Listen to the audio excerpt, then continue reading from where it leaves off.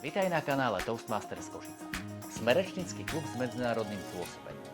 O tom si ale vieš nájsť informácie na našej stránke. Teraz je dôležité, že sme v Košiciach vytvorili priestor, kde sa môže každý, vrátane teba, zapojiť do nášho programu Improviza. Tým každý mám na mysli, že ani nemusíš byť členom klubu. Čo členstvo prináša, si povieme v inom videu. Teraz sa sústredme na intro. O čo teda ide? Dostaneš tému, 30 sekúnd na premyslenie a ideš. Rozprávaš 1 až 2 minúty a až skončíš, nasleduje ďalší rečník. Na konci improvizácií dostane každý jeden spätnú väzbu. To je celé. Pre jedného výzva, pre jedného zábava.